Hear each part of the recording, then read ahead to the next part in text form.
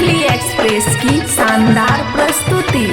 DJ Manish Raxaul, खुशी recording studio बलुआहा।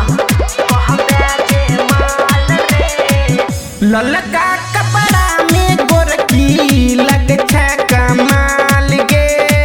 ललका कपड़ा में गोरकी लग छे कमाल गे।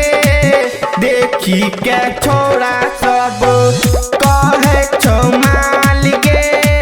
देखी के छोड़ा सब कहो सुपर माल गे। देखी के छोड़ा सब पिनहब चाहे पियर हरियर चाहे पेनहब लाल रे। पिनहब चाहे पियर हरियर चाहे पेनहब लाल रे।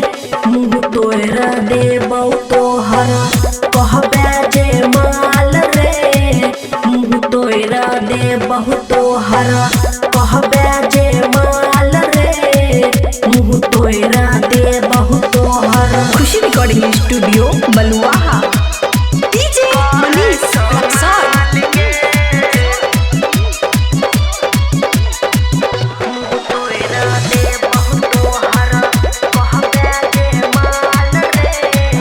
बूढ़ा बो सब मारो सीटी देख के तोहर चाल गे।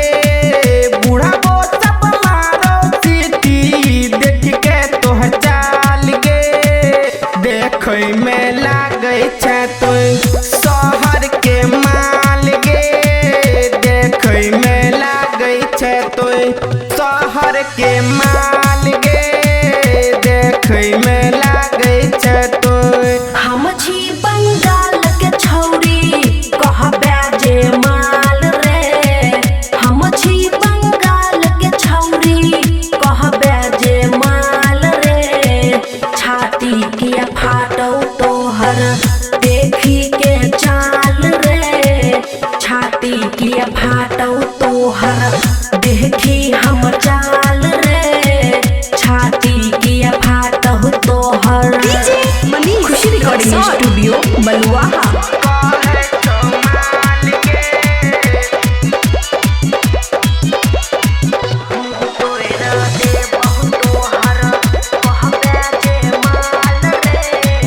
चमलल सावरिया एगो पूछो सवाल गे।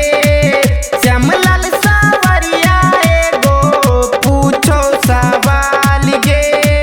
कनिया तू बन जो हमर करके जयमाल गे। कनिया तू बन जो हमर करके जयमाल गे। कनिया तू बन जो हमर। तोरा जैसन ढेर के छौरा फेंकै छै जाल रे। तोरा जैसन ढेर के छौरा फेंकै छै जाल रे। कनिया नहीं बनबौ तोहर करके जयमाल रे। कनिया नहीं बनबौ तोहर करके जयमाल रे। कनिया नहीं बनबौ तोहर। खुशी रिकॉर्डिंग स्टूडियो बलुआहा। डीजे मनीष रक्सौल,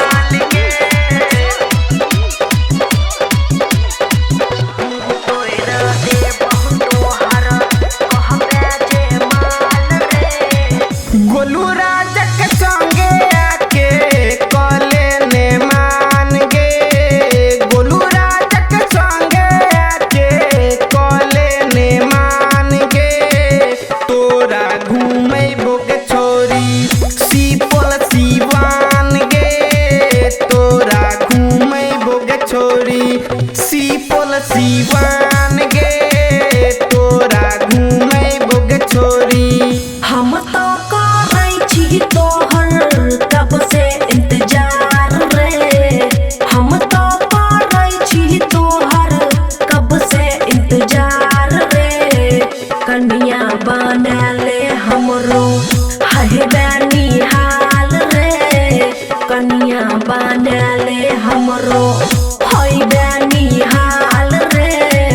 कनिया बनले हमरो। खुशी रिकॉर्डिंग स्टूडियो बलुआहा।